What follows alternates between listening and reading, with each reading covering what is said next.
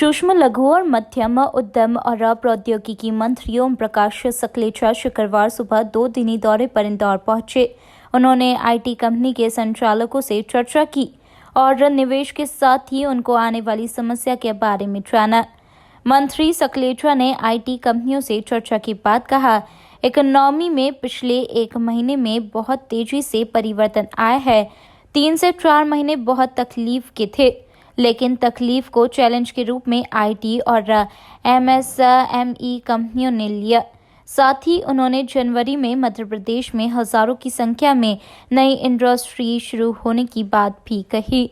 उन्होंने कहा, मैं किसी के साथ एमओयू साइन नहीं करूंगा, सीधा प्रोडक्शन शुरू करूंगा। इंदौर का 2 दिवसीय दौरा। आज हम सभी आईटी कंपनी और आईटी कंपनियों की ज़रूरतें आफ्टर कोरोना, उनके इम्पैक्ट, वर्क फ्रॉम होम और इंडिया में आईटी का एम्प्लॉयमेंट कैसे मल्टीप्लाई करें, उसको लेके चर्चा करेंगे। कई नई आईटी पार्क बनाने के बारे में भी हमारी सोच आएगी। ऐसे ही शाम को कुछ इंजीनियरिंग संस्थाओं में बात करेंगे और कल हमने 3 अलग अलग क्लस्टर के लिए इंडस्ट्री को लेके मीटिंग रखी है। फर्नीचर क्लस्टर है, टॉय क्लस्टर है, कन्फेक्शनरी क्लस्टर है, रेडीमेड गारमेंट क्लस्टर है।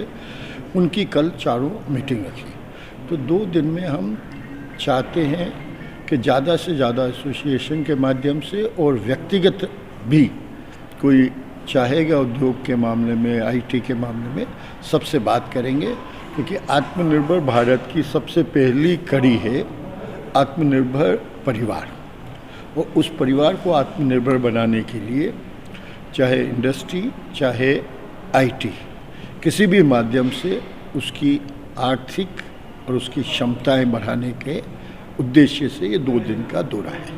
अगर आने वाले दिनों में आईटी कंपनी प्रदेश में निवेश करती है तो ये उन लोगों के लिए वरदान साबित होगा जिन्होंने कोरोना काल में अपनी नौकरी गंवाई है। Bureau report, INN news, Indore.